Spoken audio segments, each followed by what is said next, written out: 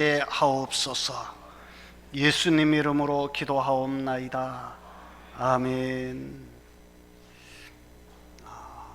오늘은 완연한 이제 봄 날씨가 되어가는 것 같다. 그래서 얼마나 마음이 이렇게 일단 편한지 모르겠습니다. 이제 봄이 되었으니까 우리 움츠렸던 몸 다시 한번 이렇게 기지개를 펴고 정말 더 멋있게 활기 있게 그렇게 믿음 생활할 수 있는 저와 여러분들이 꼭 되시기 바랍니다. 오늘 우리가 읽은 이 갈라디아서는 율법으로 말미암는 구원이 아니라 구원은 믿음으로 얻는 것이다 라고 하는 것을 우리에게 아주 분명하게 가르쳐주는 그러한 말씀입니다. 이 갈라디아 교회는 사도 바울이 세운 교회입니다. 복음의 불모지인 이 갈라디아에 가가지고 바울이 정말 애를 쓰고 힘을 다해서 열심히 복음을 가르치고, 그래서 그 모인 사람들이 하나의 교회를 이루었습니다. 그런데 사도 바울이 갈라디아 지방에는 계속 있을 수가 없어서 그 교회를 떠난 사이에 거기에 이 디아스포라 유대인들이 그 교회 안에 이제 스며들기 시작했습니다.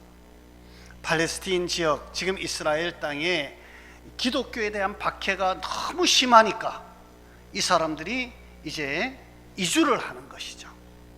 박해를 피해서 요즘식으로 하면 피난을 간 것이죠. 그렇게 온 사람들이 이 갈라디아 교회에 이제 들어오게 되었는데, 이 사람들이 갈라디아 교회에 들어와서 이렇게 보니까 갈라디아 교회 성도들이 사도 바울이 가르친 이 복음으로 이제 무장되어져 있죠. 복음을 받은 거잖아요. 그래서 예수 믿고 우리가 구원 얻었다. 그리고 신앙생활을 하는데 이 유대주의자, 유대교에서 온 이 사람들이 이 갈라디아 교회 성도들을 보고, 야, 너희들 믿음 생활 그렇게 해가지고는 구원 못 얻어 라고 그들을 이제 미혹하기 시작하는 것입니다. 자, 그러면서 그들이 이제 예루살렘에서부터 혹은 이스라엘에서부터 온 이 유대인들이 뭐라고 가르치기 시작하느냐 하면, 너희들 그런 식으로 신앙생활하면 안 된다는 거예요. 그럼 어떻게 신앙생활 해야 되는데요? 그러니까 그들은 이 구약의 율법을 가르치기 시작합니다. 일단 구약의 율법을 가르치기 시작하면서 그들은 할례 문제를 거론을 하기 시작합니다. 하나님이 아브라함을 불러서 언약을 맺고 하나님의 백성 삼으실 때에 하나님께서는 아브라함에게 분명히 증거를 약속하셨는데, 그 증거가 뭐였느냐 하면 할례를 받아야 된다라고 하는 것이었습니다.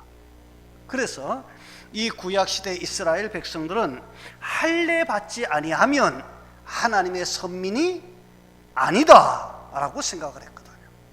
그런데 이 유대교에서 온 이 사람들이 갈라디아에 있는 사람들 보고, 너희들 할례도 받지 않은 사람들이 무슨 하나님의 구원을 얻은 백성이라고 그래.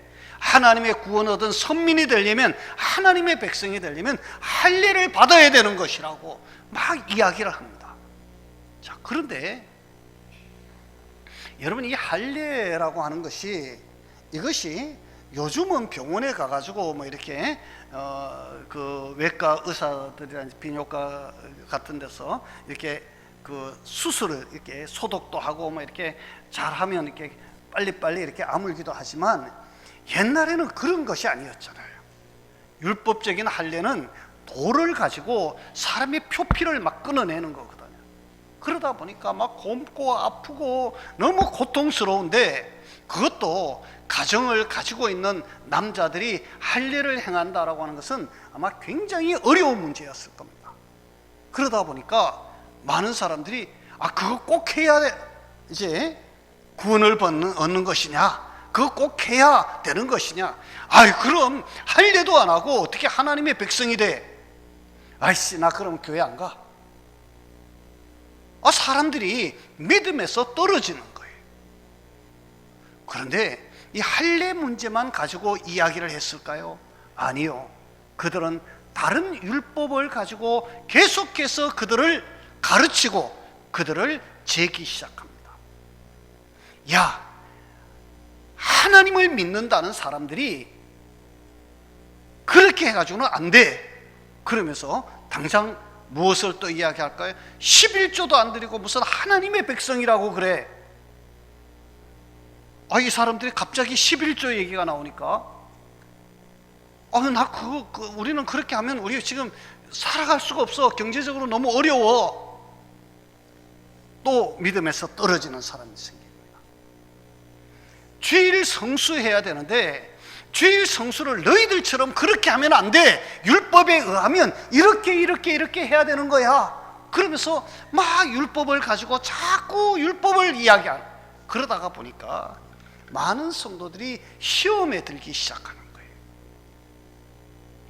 그 이야기를 들은 사도 바울이 당장 쫓아가고 싶은데 요즘 같으면야 차를 타고 배를 타고 비행기를 타고 금방 가지만 옛날에는 그런 것이 어디 있었나요? 그냥 막 걸어가거나 아니면 기껏 한다는 게 배 타고 가는데, 배라고 하는 것이 아무 때나 가는 것도 아니잖아요. 그러니 이게 바울이 마음은 급한데 갈 수가 없으니까 편지를 써가지고 그 갈라디아 지방에 가는 사람에게 막 써서 보내는 편지가 이 갈라디아서거든요.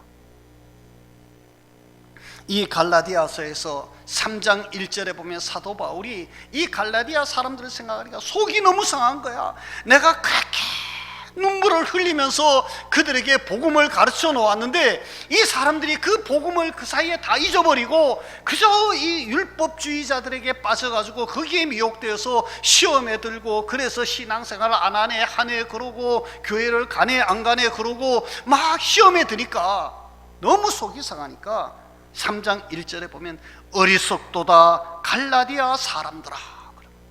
어리석다 갈라디아 사람들아.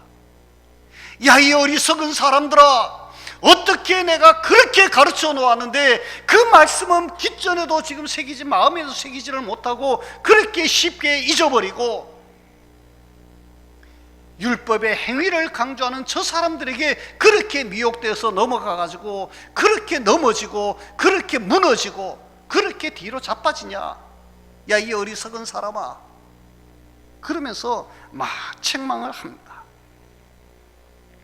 여러분, 이 율법에 관한 이 문제, 행위에 관한 이 문제는 비단 그때 당시에 갈라디아 사람들에게만 문제가 되었던 것일까? 그렇지 않습니다. 지금도 이 율법과 행위, 그리고 하나님의 은혜와 구원에 관한 이 관계의 이 말씀은 오늘날 또 우리 많은 성도들에게 시험이 되기도 하고 넘어지는 이게 빌미가 되기도 하는 것을 우리가 참 많이 봅니다. 여러분, 오늘날 또 많은 사람들이 어떤 사람들의 신앙을 잴 때에 여러분, 저 사람은 신앙이 좋은 사람이야 라고 하는 기준이 여러분들 뭐라고 생각하십니까? 여러분, 어떤 사람, 우리 교회 안에서도 마찬가지인데요, 여러분들 스스로가 저 사람은 저 사람은 참 믿음이 좋은 사람이야, 아니면 저 사람은 저래 가지고 무슨 이거 신자라고 할 수 있겠어? 여러분들은 그 기준을 어디에다 두고 얘기를 하십니까? 사실 엄밀하게 우리가 얘기하면 그 사람이 믿음이 좋은 사람인지 안 좋은 사람인지는 우리가 어떻게 알아요? 사실 우리가 정말 좀 진지하게 생각하면 우리가 그것을 알 수 있는 방법이 없잖아요. 그것은 누구만 아실까? 그건 하나님만 아시겠죠. 그리고 하나님만 아시는 것이 아니라 자기 자신은 알 겁니다. 그런데 우리는 대부분 나타나는 행위를 보고 저 사람 믿음이 좋아 안 좋아라고 판단합니다. 새벽기도 잘 나가고 주일날 아침부터 저녁까지 교회 예배 다 참석하고, 수요일 날 또 예배 참석하고, 그리고 11조 잘 드리고, 구역 예배도 잘 드리고, 교회에 무슨 일 하면 열심히 봉사하고, 그러면 믿음이 좋다. 우리는 보통 그렇게 이야기를 합니다. 그런데 제가 이런 말을 하면 여러분 오해하시면 안 됩니다. 정말 그렇다고 해서 믿음이 좋은 사람일까? 여러분, 그것은 우리 하나님한테 가서 한번 나중에 꼭 물어봐야 될 것 같아요. 자, 여러분, 신앙이라고 하는 것은 오늘 우리 성경에서 이야기하고 있는 부분이 그것입니다. 행위로 말미암는 것이 아니다. 그리고 우리 구원이라고 하는 것은 행위로 말미암는 것이 아니다. 내가 무엇을 얼마나 많이 했기 때문에 하나님께서 나를 구원하시고, 내가 이만큼 안 했기 때문에 하나님께서 나를 버리시고, 우리 성경은 절대로 그렇게 이야기하지 않습니다. 그러면 목사님, 우리 마음대로 살아야 되나요? 이 이야기는 조금 이따가 다시 한번 해보겠습니다. 여러분, 우리는 자꾸만 세상의 잣대를 가지고 우리 믿음을 재려고 하는 어리석음을 우리가 범할 때가 참 많습니다. 신앙은 하나님의 기준에서 보아야 되는데, 우리는 신앙이라고 하는 것 자체를 이 세상의 잣대를 가지고 자꾸 신앙을 재려고 한다는 거예요. 그러다가 보니까 스스로도 자꾸 이제 미혹에 빠지고, 스스로도 걸려서 넘어지는 그런 경우를 참 많이 봅니다. 여러분, 우리 성경은 예수님께서 우리를 위해서 이 세상에 오셨고, 예수님은 우리의 모든 허물과 죄를 다 사하여 주시기 위하여 예수님이 친히 제물이 되셔서 십자가에서 우리 죄를 대신하고 죽으셨다. 너희들이 그것을 믿느냐? 그걸 믿으면 구원을 얻는 것이고, 그것이 믿어지지 않는다면 너희들은 행위로서는 절대로 구원 얻을 수 없다. 성경은 그렇게 말씀하고 있는 거거든요. 여러분, 오늘 새벽에 우리 마태복음 19장에 있는 말씀을 읽으면서 그런 말씀을 했습니다. 어떤 부자 청년이 있었습니다. 그 사람은 관원이기도 했는데요, 이 부자 청년이 어느 날 예수님이 길을 가는데 쫓아나와가지고 길바닥에서 무릎을 꿇고 꿇어 앉아가지고 선생님, 그러면서 질문을 던졌습니다. 선생님, 내가 무슨 선한 일을 하면 내가 구원을 얻을 수 있겠습니까? 내가 영생을 얻을 수 있겠습니까? 라고 예수님께 물었습니다. 그런데 그 물음 자체가 뭐였냐면, 내가 무엇을 하면, 내가 어떤 선한 일을 많이 하면 내가 구원을 얻겠습니까? 영생을 얻겠습니까? 내가 어떤 선한 일을 많이 하면 이라고 물었거든요. 그러니까 예수님이 뭐라고 대답하느냐 하면, 너가 왜 그런 질문을 하느냐? 그러면서 차라리 가서 계명을 지켜라. 하나님의 계명을 지켜라. 그러니까 이 청년이 이렇게 대답합니다. 선생님, 어느 계명을 말하는 것입니까? 예수님께서 살인하지 말라, 간음하지 말라, 도둑질하지 마라, 내 부모를 공경하라, 거짓 증거하지 말라, 내 이웃을 내 몸과 같이 사랑하라, 막 이제 그 율법을 쫙 이야기합니다. 그랬더니 이 청년이 예수님 앞에 뭐라고 대답하느냐 하면, 선생님, 나 이미 그것은 다 지키고 있습니다. 나 이미 그런 것은 그건 다 지키고 있다는 거예요. 나 그 율법대로 살려고 내가 지금까지 참 애를 많이 쓴 사람입니다. 나 지금 그거 다 지켰습니다. 그런데 선생님, 거기에다가 무엇을 더하면 되겠습니까? 라고 물었습니다. 그래, 이 청년은 내가 무슨 착한 일을 많이 하면 내가 하나님 앞에 인정받고 구원 얻겠습니까? 라고 물었습니다. 그러니까 예수님께서 불쑥 이렇게 대답을 합니다. 너 집에 가가지고 너 재산을 다 팔아서 그거 가난한 자들에게 다 나누어 줘라. 그러면 너의 보화가 하늘에 쌓일 것이다. 그 이야기를 듣는 순간 이 청년이 확 충격을 받는데, 아무리 생각해도 그거는 할 수 있어 못해? 못할 것 같아요. 내가 지금까지 의지하고 내가 지금까지 살아온 삶의 모든 것이라고 할 수 있는 내 재산을 다 팔아가지고 가난한 사람들에게 다 나누어 주라고?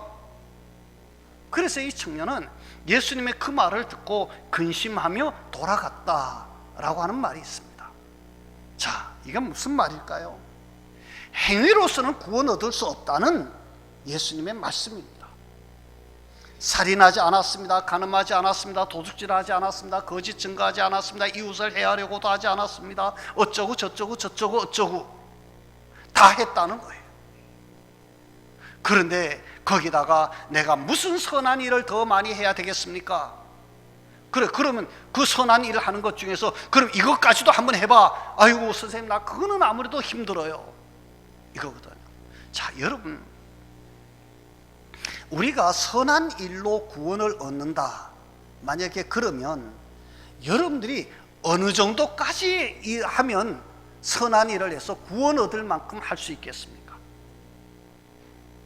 성경은요, 내 원수를 향하여 내 몸을 불사르게 내어줄지라도 사랑이 없으면 내게 아무 유익이 없느니라 라고 딱 이야기했습니다. 자, 여러분, 이 말씀을 잘 한번 생각해 봅시다.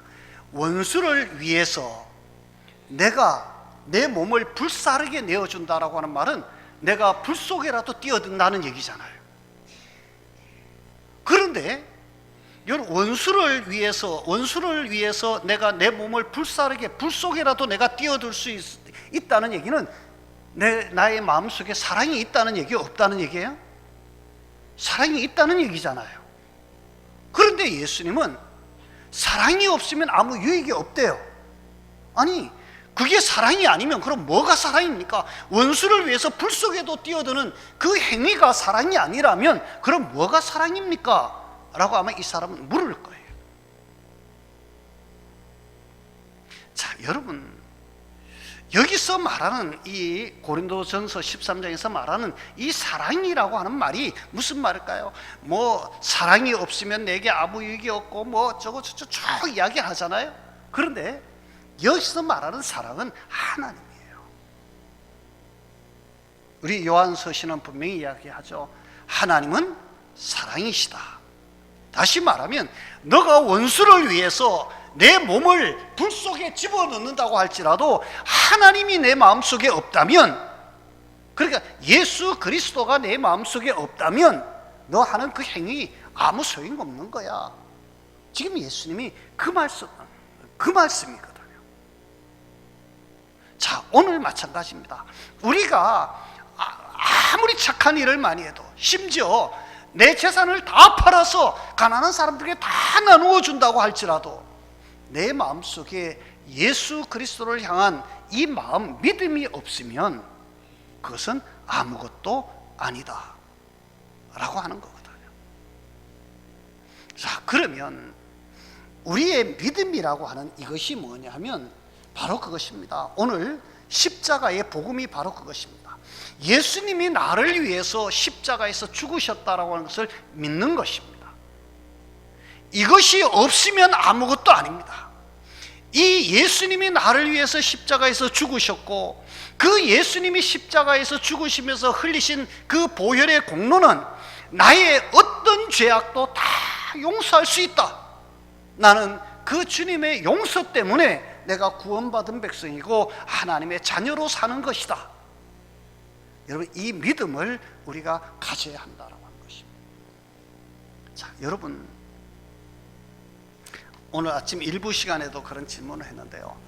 여러분, 살인을 하면, 우리가 죄 중에 제일 큰 죄 그러면 보통 살인을 많이 꼽을 겁니다. 살인을 하면 구원을 받을까 못 받을까? 예? 살인하면 구원을 받을까요 못 받을까요? 물어봅시다. 살인을 하면 구원을 받을 수 있어요? 못 받아요? 그러면 여러분들이 살인하면 어떻게 구원받아? 살인한 사람이 그러겠지만, 여러분, 그러면 다시 한번 물어봅시다. 예수님이 십자가에 달리셨을 때에 십자가 좌편과 십자가 우편에 두 강도가 달렸습니다. 강도라고 우리 성경은 번역을 했는데요, 이 강도가 뭐 한 사람일까요? 그냥 사람들 두들겨 패거나 아니면 사람을 칼로 찌르거나 그리고 물건만 빼앗은 사람일까요? 이 강도라고 하는 말은요, 살인자라고 하는 말이에요. 자, 이 강도들이요, 자기들끼리도 얘기를 해요. 우리야 어차피 죽을 죄를 지었으니까 이게 죽는 거 마땅하지만 여기 이분이야 무슨 죽을 죄를 졌느냐라고 스스로 자기들은 죽을 죄를 졌다고, 자기들은 십자가 처형을 당해서 죽어도 할 말이 없는 사람들이라고 자기들 스스로가 인정을 해요. 그래서 자기들은 죽을 죄를 졌어요. 뭐 해서? 살인을 했어. 강도짓을 했어. 살인을 해서 다른 사람을 죽이고 막 그런 나쁜 짓을 한 사람. 그런데 여러분, 그 십자가 우편에 달렸던 강도는 그날 예수님으로부터 결국 어떤 대답을 듣습니까? 내가 오늘 나와 함께 낙원에 있으리라.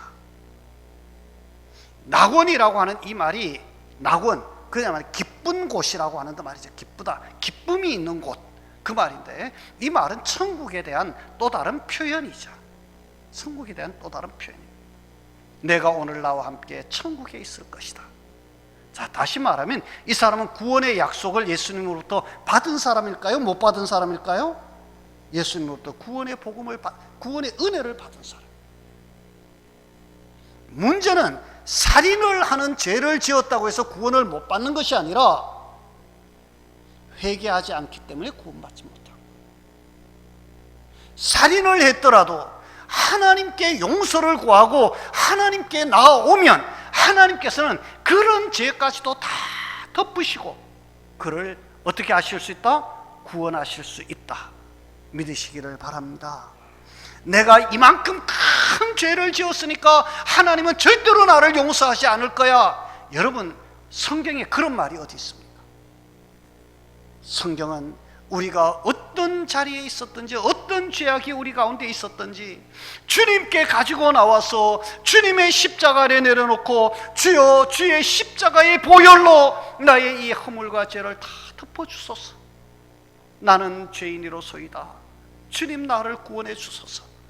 주님을 믿고 주님 앞에 맡기면 주님께서는 우리의 모든 죄, 어떤 허물과 죄악이라도 다 덮으시고 다 용서하시고 우리를 천국 백성을 삼아주신다.